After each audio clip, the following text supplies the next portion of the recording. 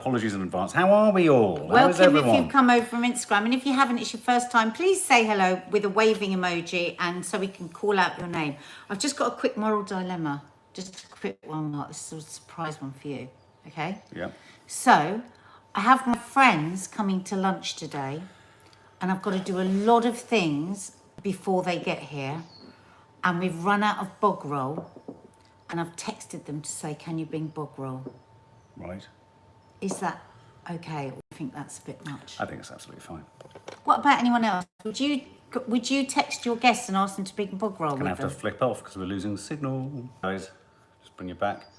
Given the fact that it's my mother, if you're listening, that uses all the bog roll, I don't know what you use it for, Mum. You must literally eat it. I think we should ask Nanny Di to subscribe us to a monthly edition of bog roll. So they're all saying, oh, what can we bring? What can we bring? What can we bring? And I've said nothing. And now I've just texted them all and said, could somebody bring bog roll? And I suddenly thought, is that a bit rude?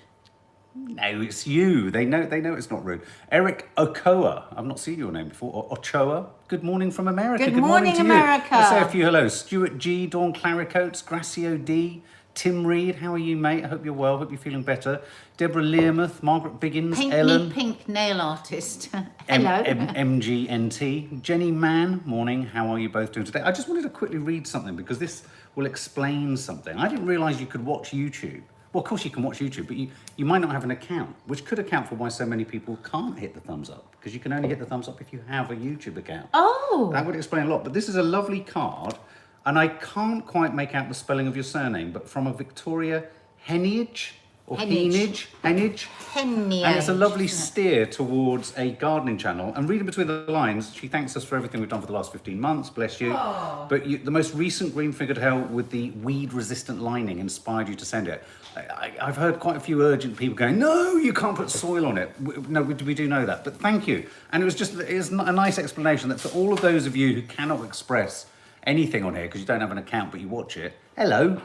Right. Get someone in your family to get you a Gmail email, and then you can join in the fun. Is that so I think that's the vast majority of it. We never knew that. If you think about it, I suppose before we were into YouTube, you'd be able to watch YouTube, but we would never be able to comment on YouTube. So. And can I do a really big thank you? Now, you guys, you've got to stop sending us stuff because it makes us feel bad. Yeah. But it's very sweet. Elizabeth Kelly. Do you think she sent this for you to deal with me with?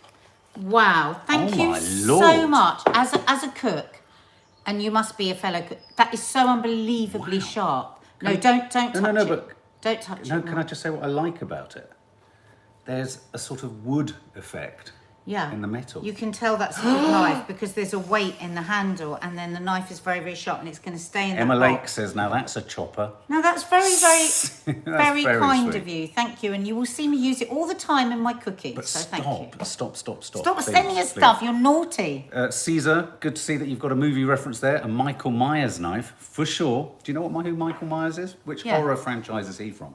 Oh, I don't know that. Which one did you... Isn't he a comedian, Michael Myers? It's Halloween. Oh. Yeah. Nadia wanted to say, I've ordered my first summer dress. I never wear dresses ever, and your Insta videos have given me so much confidence. I'm a size 16 and hate my body, so wanted to say thanks. Oh, Louise Jones. Well, now let me give you this other little tip. Try never to say you hate your body. Your body's keeping you alive and moving around, and I know you have lots of children. It's born you children, and it hugs people when you want to hug people, and it does so much for us. They serve us in every second of the day. So I know it's difficult, and I spent most of my life saying I hate my body. And it still comes into my head, but then I say, no, I love you. Mm. I know it sounds a bit wanky, but actually that is how you get to a better place. Just say no. No, you are lovely. There you go. Emma McGregor, have cards been sent out, Mark? All cards up until the 27th of May, bar 2 that have contacted us. Claire, I think you've got one coming.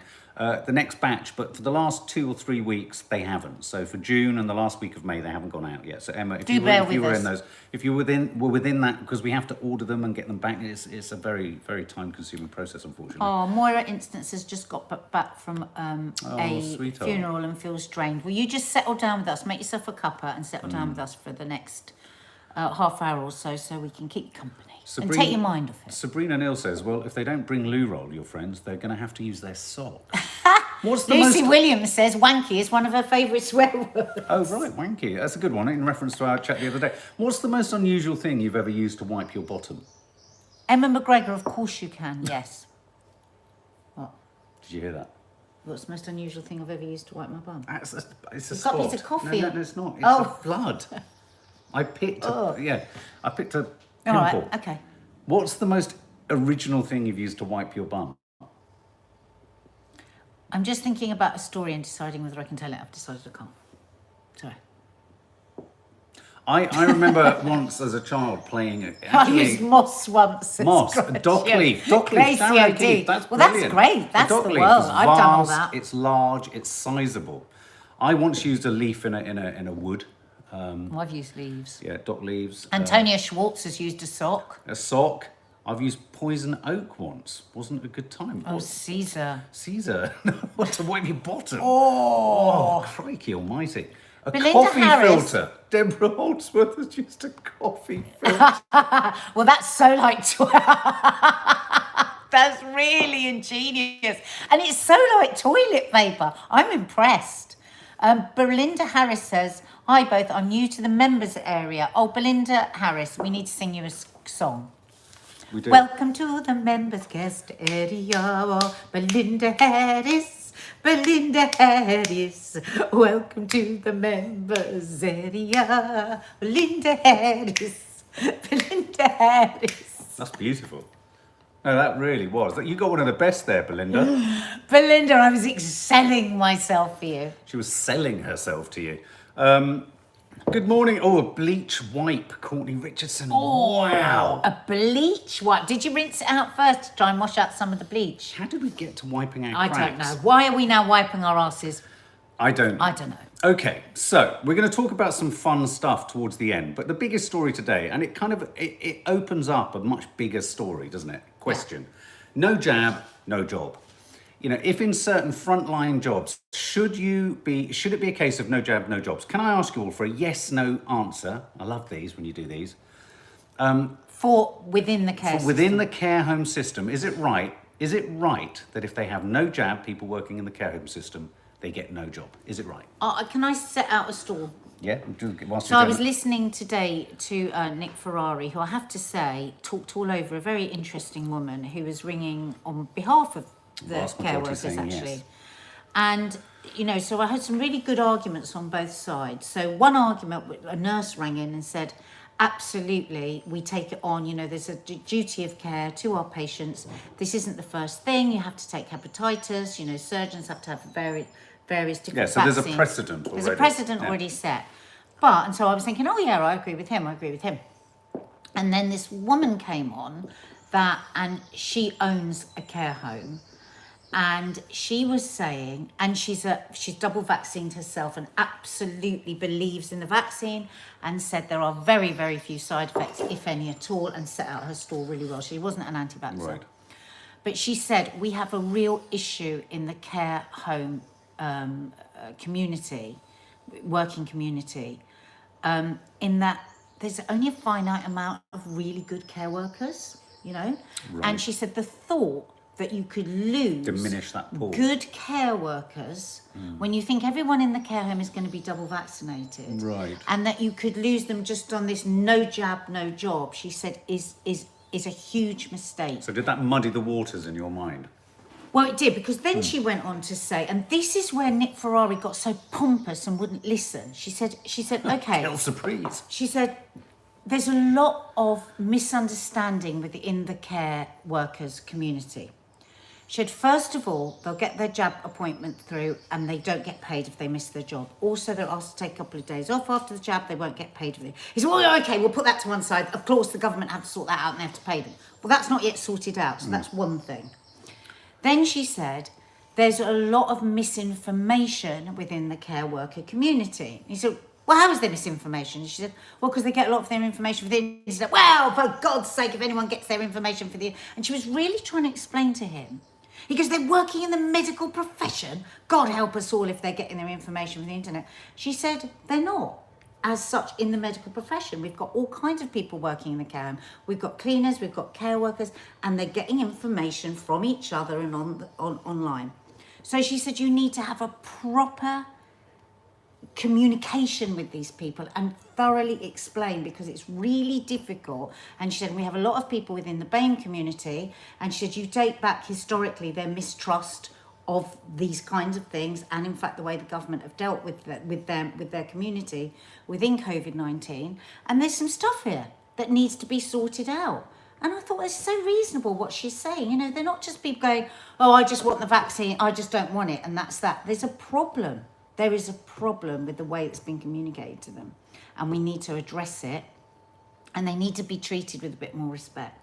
Yeah, I mean, I think the problem with all of these sorts of topics is it's never, I mean, all journalists, all coverage wants to push you. I asked the question, didn't I? It's a binary question, yes or no. Yeah. And really the yes or no answer, though the vast majority of you said yes, I think I'm safe in saying yes, you know, it's never as straightforward as that. I mean, a really interesting point here is Dawn Claricote says, if a resident declined the vaccine, would they throw them out? That's a good point, because I was thinking that today, and I was thinking, I wish he would ask that. Yeah. Well, another question also is, not just a resident, but are they going to demand that all visitors within the family to their relatives are jabbed too? Do you have to have proof of vaccination, double jab vaccination, if you want to visit your mum? Well, there was one guy that rang up and he said, I've got to have an operation. I'm going privately. I've got to have 2 tests. Then I've got to self-isolate for 3 days before I go in. He goes, and I saw my surgeon the day before yesterday, and guess what? His surgeon said to me he wasn't having the vaccine. Right. His surgeon said, oh no, I don't trust it. His surgeon. So he said, I'm going in now. He hasn't isolated before he's done my...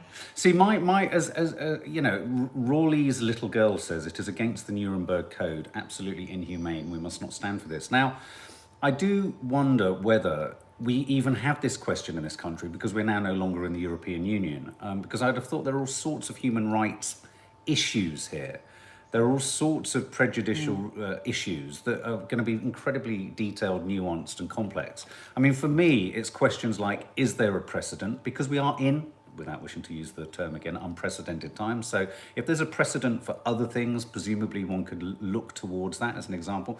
I mean, you know, someone else just echoed what you just said, this guest on Nick Ferrari was saying, which is it's hard enough getting the right care workers as it is, and you then add this next sort of loophole. But am I right in thinking I saw reports where there was almost for some reason within the care home care workers industry, if you like, there was a remarkably high level of people who were suspicious of the vaccine or didn't want it. I know, but I wonder why within that, of all the genres of kind of front, I mean, you haven't got lots of police saying it, you haven't got lots of teachers saying it, you know. I wonder, it's weird, isn't it? I wonder why just the care home. Within that why care the care home? I think there's a lot of mistrust with the way that they've been treated through the pandemic. There's been a lot of lying from the government. They've seen that lying. They've been on the end of it. You know, they weren't being given oxygen for their patients. The PPE thing, and maybe that mistrust, and they've been treated really badly. They've been treated really badly. Right. And so I suppose that's what she was saying. There is a lack of trust and a lack of communication between the government and care workers, and that has to be addressed without just doing a blanket. You've all got to have a jab, because I think people should have the right to choose. But you know, we always go back to the same thing, don't we? Your mum always says you have to have hepatitis. Was it hepatitis she had to have when she was a care worker? And if you travel abroad, you have to have certain vaccines. And because this is unlike anything we've ever experienced, I suppose new rules and laws are going to have to be made, aren't they? Yeah. I was listening yesterday in Israel. When you fly into Israel, right? Welcome, all restrictions are lifted will now. give you a little welcome. All restrictions are lifted now. They have 0. They had a few Indian variants, but they dealt with it. But if you come in and you say you have had a double vaccine, you have to prove it. They take your blood to make sure, just in case there's anybody starting to do fake double vaccine. Can you do fake double vaccine? What, in terms of the I suppose from some countries there will be. They will get to a point where you'll be able to get good. If you haven't got a really good app. But I thought, my God, where are we heading with this now? That you have to have your blood tested as you go into a country. Elsa Pop, I had to have the hepatitis jab when I was a cleaner for the police. Didn't think twice about it. You see, but a cleaner for the police, really? That's interesting. Well, I guess because you're dealing with sort of evidence and all sorts of things, aren't you? Angela Locke, you're going to be excited about the morning after dish in this weekend's Sunday show, which Yes. didn't make last week's Sunday show. Yeah, I think. Oh, young women, Catherine Clausen says, young women worried about vaccine affecting fertility, no vaccines mandatory in Denmark. It's a tricky one, isn't it? It really is a tricky one because I can see arguments on both sides of the equation. I really can. And yet at the same time, I keep going back. If there's precedent elsewhere, presumably, I mean, I suppose it's the unknowability in the long term. We know in the short term that these vaccines are great, but there are no real world sort of tests of the vaccine's impact on us all beyond a year. But Catherine Clausen, she makes a good point there, because to go back to your question of why is it within that community there's so much mistrust, and maybe I wonder how young it skews, and there are people that are wanting to have Predominantly young babies. women, I don't know what percentage of. Yeah. I always tend to think of care workers as older people, but maybe that's wrong. Maybe not. I just wanted to share, we've talked a lot on this, on our Coffee Moanings, about Nadia's total intolerance, understandably, often, of e-scooters. I mean, when we were in Berlin, for a couple in Berlin, the vlog, their scooters in Berlin are a little bit like our Boris bikes. You know, you kind of just pick them up, you use them, you stop, da-da-da-da. I didn't feel they were particularly obtrusive, but we didn't really look into whether they have speed limits and all that. But there's a really shocking story. I don't know if anyone saw. The actress Lisa Baines from Gone Girl, and I've seen her in quite a few things, very familiar face, has died at the age of 65 after an electric scooter hit and run. She was in New York crossing a road, and she was struck by a scooter on June the 4th. She lost her fight amid a traumatic brain injury. The person didn't stop. And it's just a reminder, there she is, very familiar, I've seen her in so many things. It's just a reminder that, you know, whether it be a bicycle, a Berliner here, Franzi, hate them. Oh, right, there you go. It's interesting to know. I keep using Berlin as an example of how perhaps they work, but obviously not. But how tragic that her life was just taken. She was just on her way to meet a friend in the Upper West Side, and she was just struck hard. Now, this does also happen with bicycles. But they're allowed to go. Oh, come on, but not at such speed. No, not at such speed. No, and also it's the fact that they will just. I mean, the other day I was driving through Brixton, and a guy accelerated past me. I was doing 30 miles an hour on a scooter, cut me up in front, went across the oncoming traffic to scoot into his front drive. I mean, that's the other thing. As a driver, I think they're terrifying, because it's going to be easier to kill people. I don't understand it. I don't understand the logic of it. No, I don't. Why they're allowing it, I really don't. No, it's really so. Yet again, it's just. Can I just ask? What are your thoughts? Do you like e-scooter? Say like or hate the whole e-scooter thing. Like or hate? Jackie Vellino, I think they need to be licensed, and I think there needs to be a sort of car tax of some form on them. Hate. Lots of people saying hate here. Sally Griffin, Angela Locke. Double hate, Heather Cromack. Hate. Yeah, well, no, I can't see anyone. I mean, Lucy R. Like. I mean, what's good about them? Getting to places quicker? Well, no. Melissa the idea Anser, behind it is because it's so that less people are on the road, because it's a but ecological but a lot of them go on the road.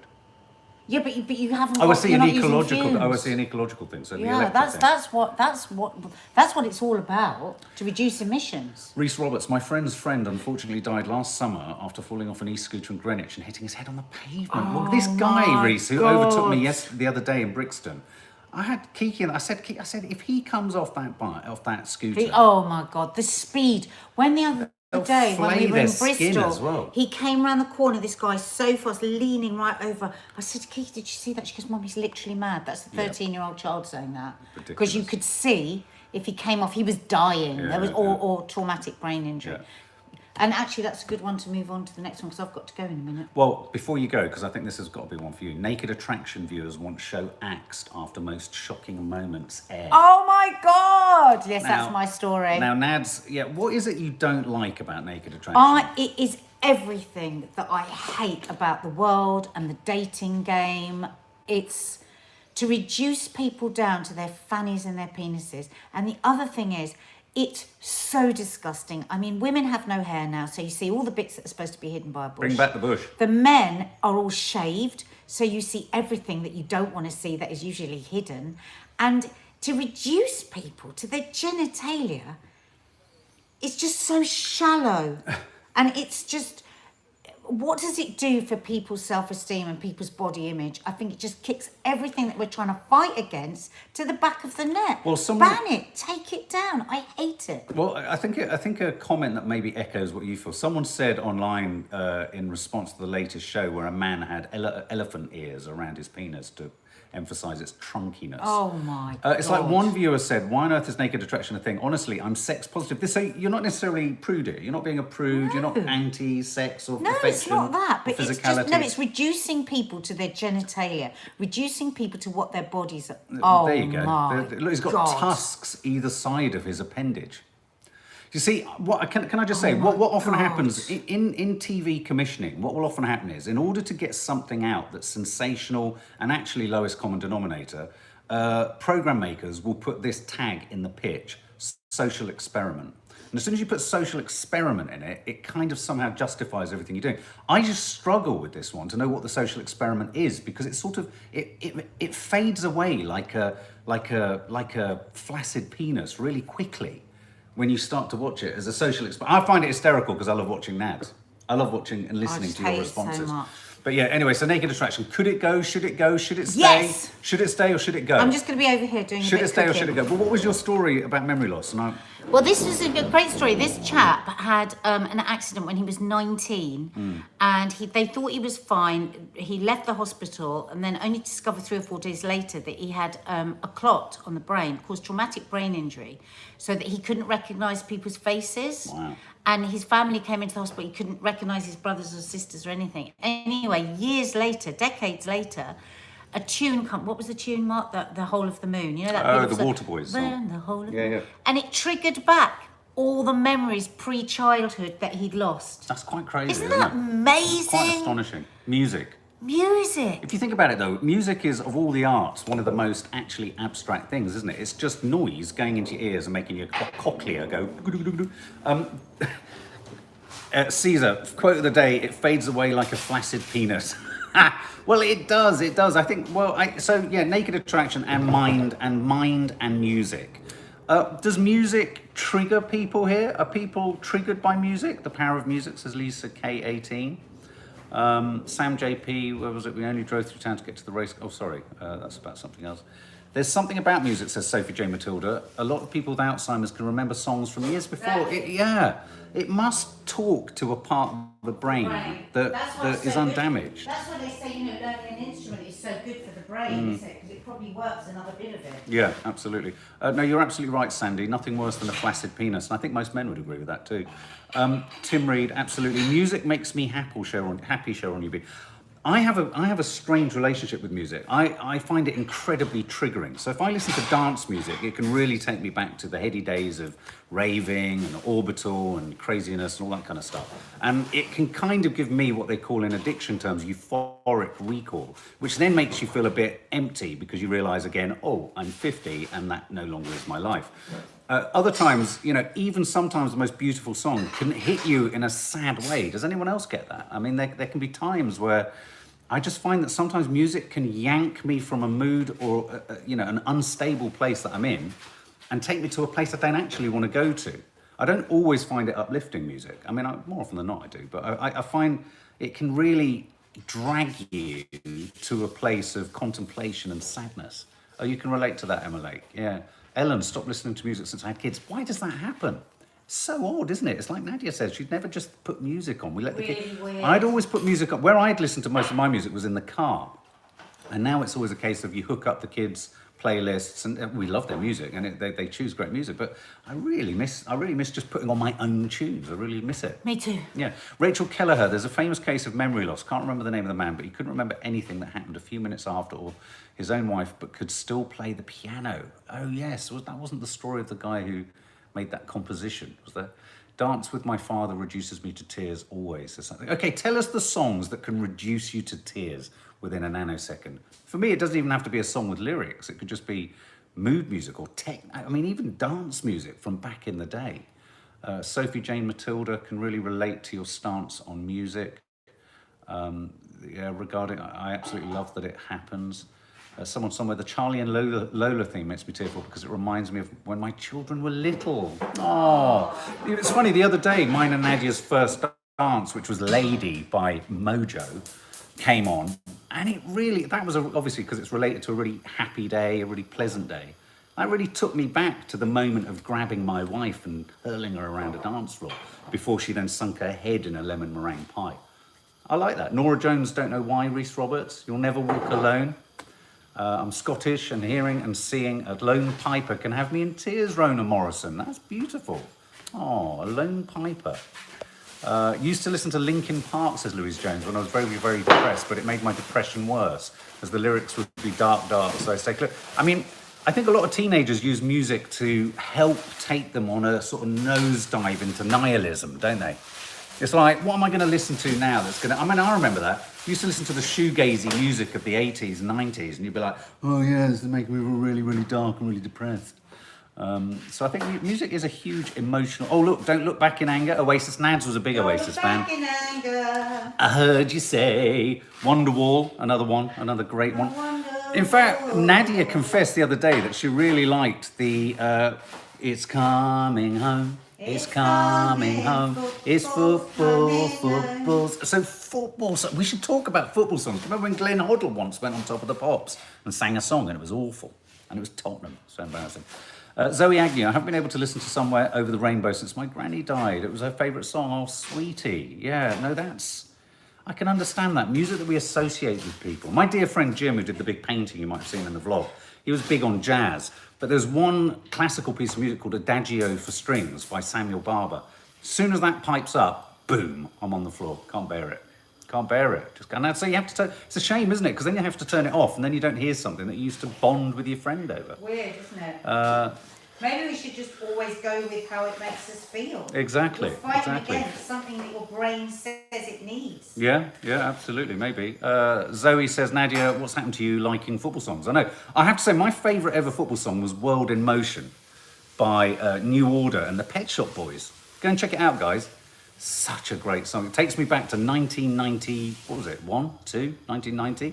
World Cup. Oh, what a time. That was so exciting. Football mattered back then. Sarah Fox, absolutely love Adagio for Strings. Have you heard Keith Lemon's Vindaloo 2? Oh, no, I haven't. No, I didn't realise that was Keith. I have to listen to the Leeds song so much, Caesar. Why is that? Is that because your partner is from Leeds? I think it is, isn't it? Yorkshire lass. All I Want Is You by Carly Simon, when me and my hubby were young, smooching and dancing without a care in the world. I love that. Oh, Andrea Crash, Nobody's Child, sung by Karen Young. Hayley Edwards, it was New Order. Oh, Angela Locke loves listening to Lebanese music. I've got some great CDs in there of Arabic dance music. Oh, we should play them sometime. Yeah, well, we need a freaking CD player. Tech moves so fast, you can't access any of this shit. I tell you, Miss Saigon, Emma Lake, you mentioned. One thing I remember as a young child almost wanting to literally kill my grandmother with was that whenever my granddad went out for a walk and I didn't go with him, she would go over to the record player and she would put Phantom of the Opera on. So loud, and it would be so loud, and I would be in the bungalow wishing I'd gone with my granddad, and it would drive me nuts. Oh, someone just mentioned Time by Hans Zimmer. That's one of Maddie's favourites. I love movie soundtracks. The soundtrack to Captain Phillips is rather beautiful. Total Storm Addict. Did you get your card? It went to a PO box in the middle of Australia. I mean, I didn't hold out much hope for it landing where it needed to, but I hope you did. We did send it. It was a PO box that you gave us in Australia, but you found 2.9 grams of gold. Bloody hell. Fleetwood Mac. I love all their songs, JP Vintage Candles. You're absolutely right. Fleetwood Mac. Very good. Very good. Borrow me? I need to borrow you. Okay, well, I'm going to have to go. I'm going to have to go then. Guys, have a lovely day. Hit the thumbs up if you can. If you can't and you don't have a YouTube account, go and ask someone young in your family to get one. A huge welcome to Hope Parsons, bringing us some Hope Parsons. And Jessica Frost, happy birthday to you, happy birthday to you, happy birthday, dear Jessica Frost, happy birthday to you. Hit the thumbs up, subscribe, something will be landing on the channel later. If you haven't seen Green Fingered Help, go and check it out. Our next incoming Confessions of a Modern Parent is about the joys, the horrors, the sadness, the happiness, the frustrations of our teenagers, children, and pets. They say they'll walk the dog, they don't walk the dog. They say they'll feed the dog, they don't feed the dog. Go over to Nadia's Instagram, and on her stories, you can share your thoughts on teens and pets. Guys, Nads, come and say goodbye. Bye, guys. There you go. There she is. See ya. Bye. Bye. Have a lovely day. Stay safe.